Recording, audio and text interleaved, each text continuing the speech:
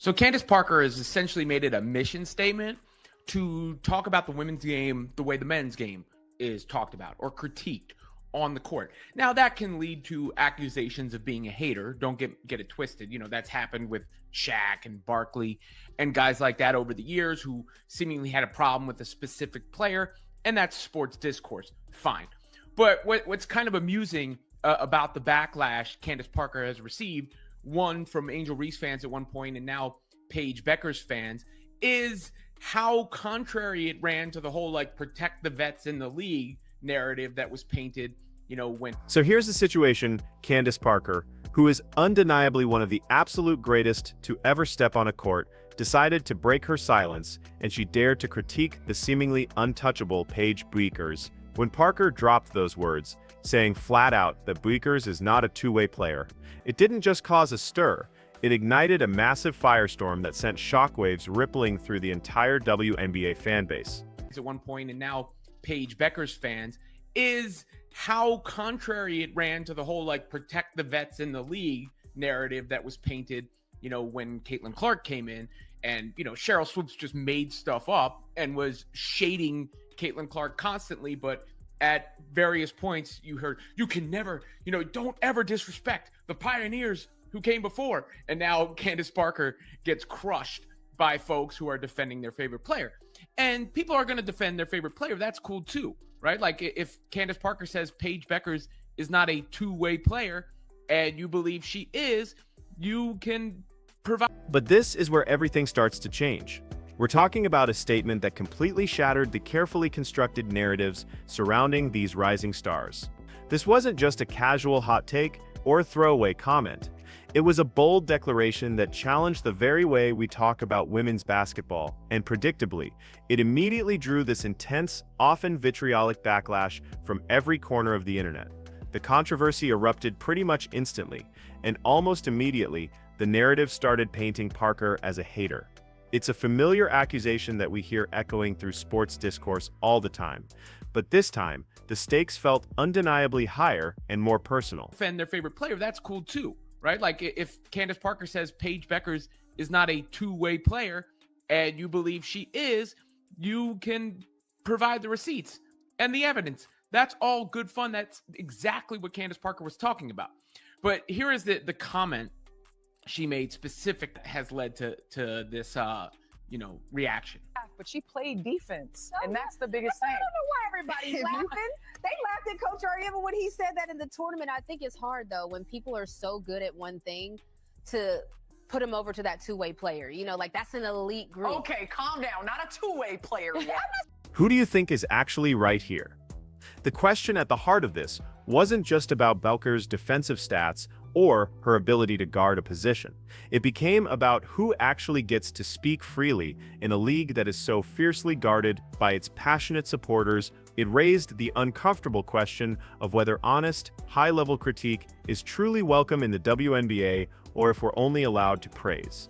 This single comment exposed a much deeper fissure in how fans and analysts perceive the growth and analysis of women's professional sports, setting off an explosive debate that's still raging.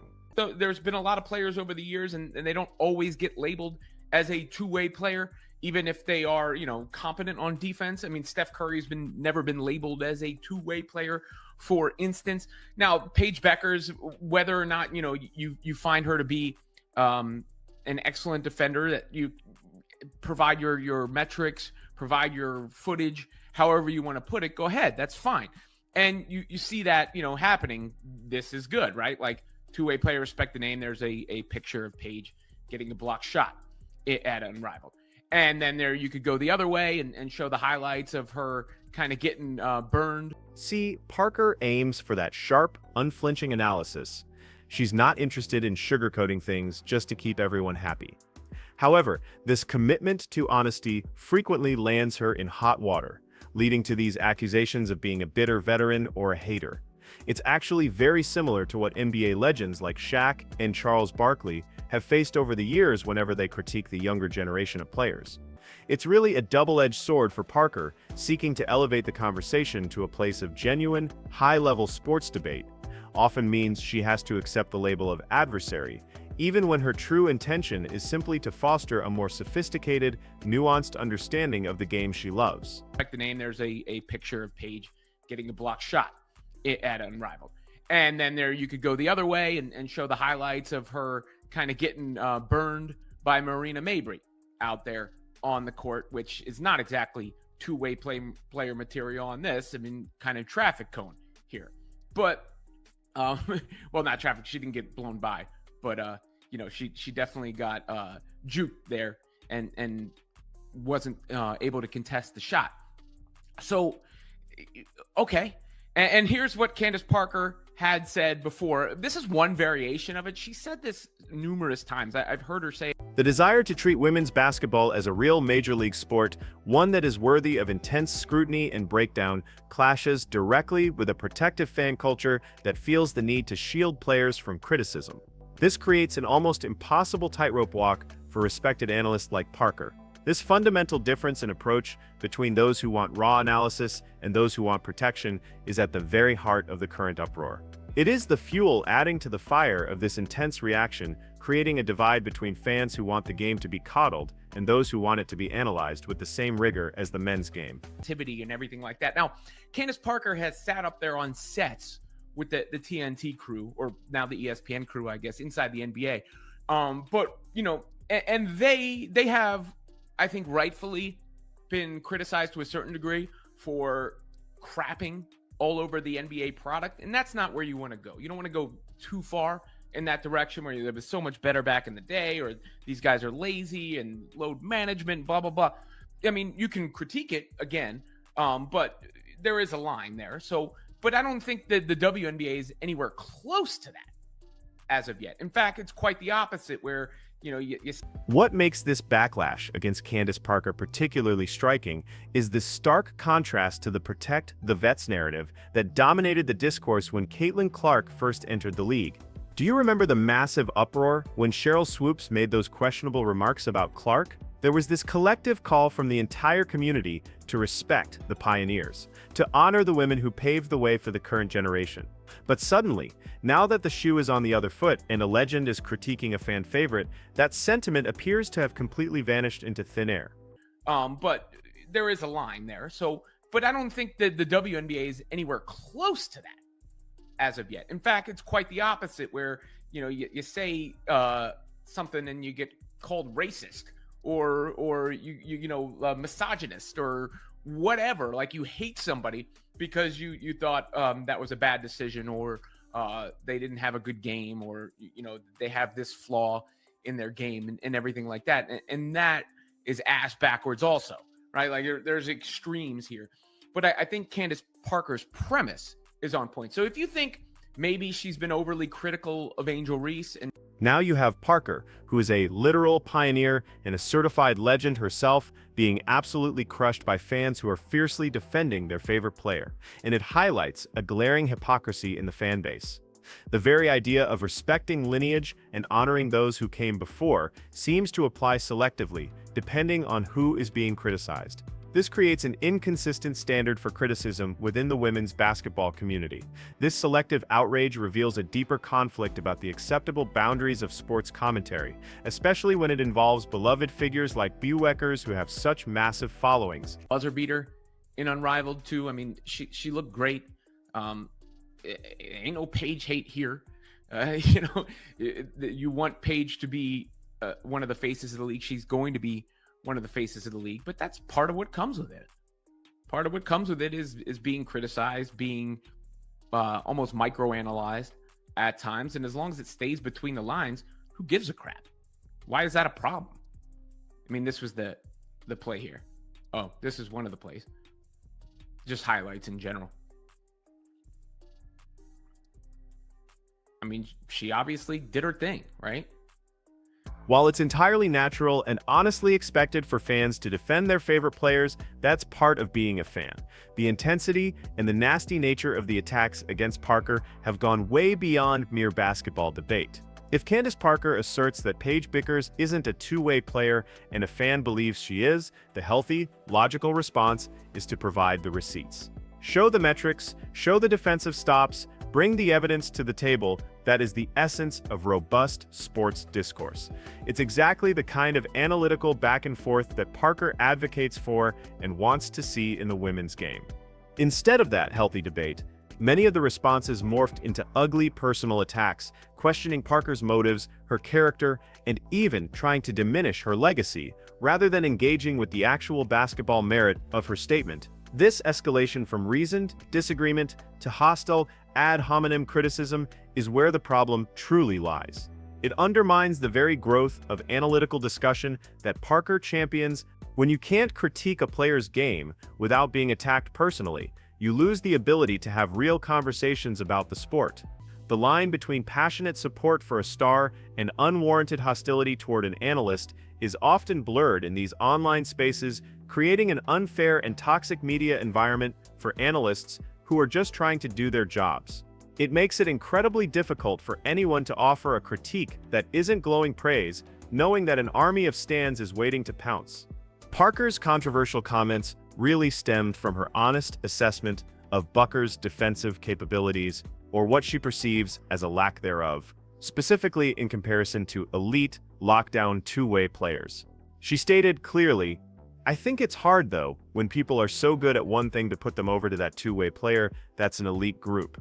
She went on to clarify her point by saying that Bueckers isn't a Paul George or a Kawhi Leonard, players known for dominating both ends of the floor, and that comparison is what sparked the outrage.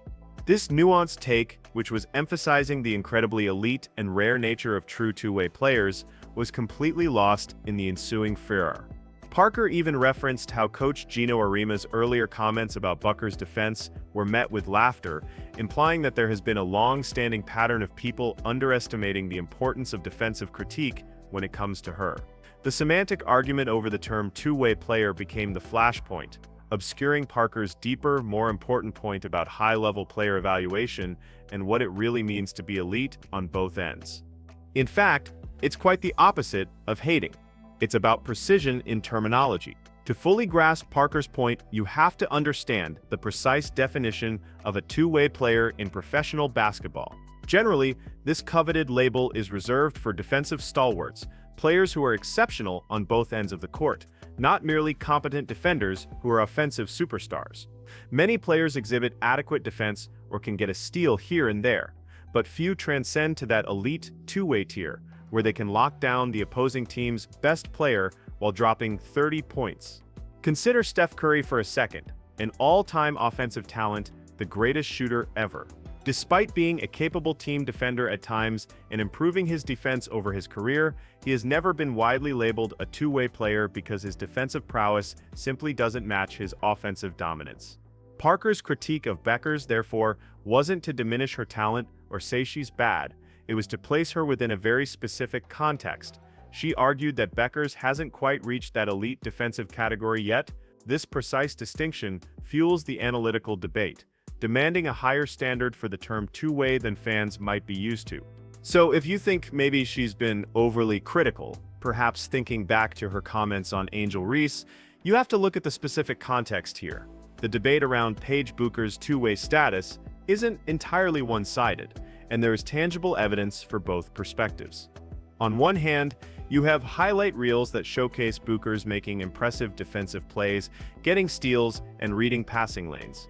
She even had that memorable blocked shot at an unrivaled event, demonstrating her capability and flashes of defensive brilliance. These moments can certainly make a compelling case for her defensive potential and impact on the game. However, the counterargument, and this is what Parker is looking at, points to instances where Bueckers has been exposed on the defensive end. Critics point to clips of her getting burned by players like Marina Mabre on the court, where she appeared unable to contest shots effectively or stay in front of her assignment. This inconsistency, or these moments of defensive vulnerability against top-tier competition, is precisely what Parker and other analysts are honing in on when they question her two-way label. It's a nuanced discussion about consistency and ceiling, not a blanket dismissal of her abilities, highlighting the complexities of honest player evaluation. And we have to address that specific moment where the buzzer beat her in unrivaled 2. That was a moment that really circulated and added fuel to this conversation, showing that even great players have moments where they get bested defensively, and those moments matter in the evaluation. I mean, she obviously did her thing offensively, right? But this recent controversy isn't an isolated incident for Candace Parker. It's a direct reflection of her consistent and long-held philosophy regarding sports commentary. She isn't just saying this to stir the pot. This is how she views the job of an analyst. She has repeatedly articulated her belief that WNBA announcers and analysts have historically sugarcoated things far too often, shying away from direct, honest critiques to protect the players and the league's image. She's spoken about this on numerous occasions, including in deep discussions with NBA legend Dwayne Wade, underscoring a deep conviction she holds that a more authentic, critical approach is vital for the game's evolution. Parker's willingness to challenge the prevailing narrative of overly protective commentary is a cornerstone of her analytical style, making her both revered by purists and reviled by protective fans. This unwavering commitment to unfiltered analysis is at the very core of her current backlash, demonstrating a principled stand against perceived media timidity. Parker's unfiltered plea for authenticity in broadcasting is powerful and provocative. She passionately argues, sometimes when somebody makes a dumbass play, just say it is a dumbass play, because as fans and as viewers, you see that it's a dumbass play. So when you try to be like, well, I saw where she was trying to go with that, it makes it look bad. Her point is that viewers are intelligent. They aren't blind. They recognize poor decisions or execution when they see it on the screen. When commentators attempt to soften or justify obvious mistakes with excuses, it undermines their credibility and patronizes the audience, making the analysis seem disingenuous and fake. This directness is what Parker believes truly resonates with real fans, fostering a more genuine connection to the sport and its coverage, even if it creates uncomfortable moments in the short term. To illustrate her ideal for sports commentary, Parker frequently cites analysts she admires for their unwavering honesty and insight. Reggie Miller, for example, is known for his candid and often sharp critiques, and he stands out as one of her favorite in-game analysts because he tells it like it is. She also praises figures like Doris Burke, who are celebrated for their deep basketball knowledge combined with a willingness to keep it real and call out bad basketball when they see it. For Parker, these commentators exemplify the perfect balance between incisive analysis and genuine respect for the game.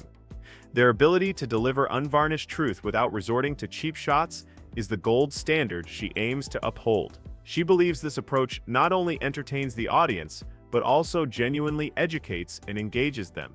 However, Parker is very clear that there's a crucial distinction between critiquing a player's performance or a specific play and attacking their character.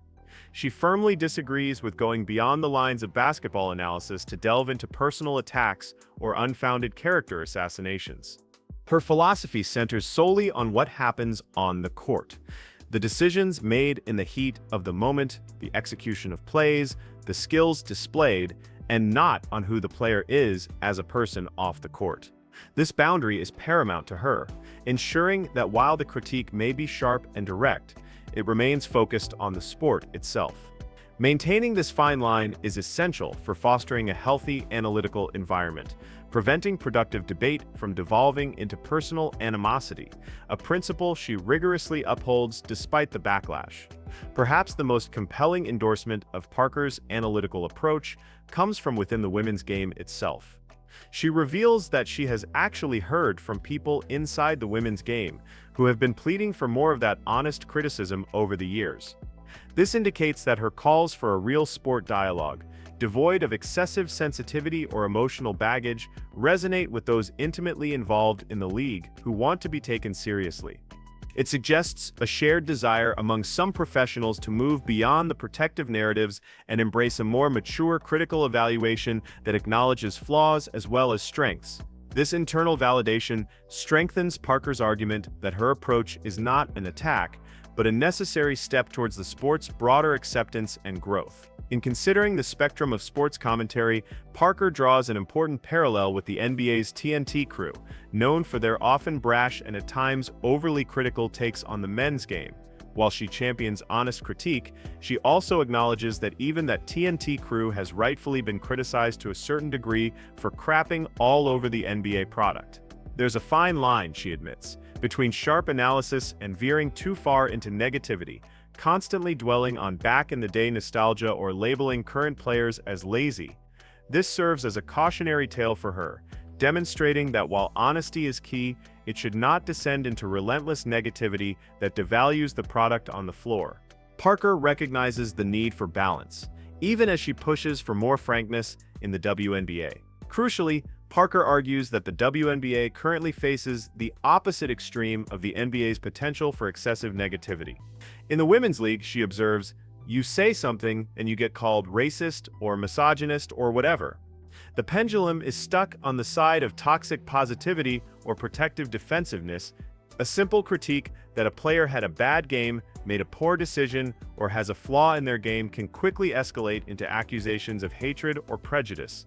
This backward reaction stifles genuine basketball discussion, creating an environment where analysts fear offering constructive criticism because they don't want to deal with the mob.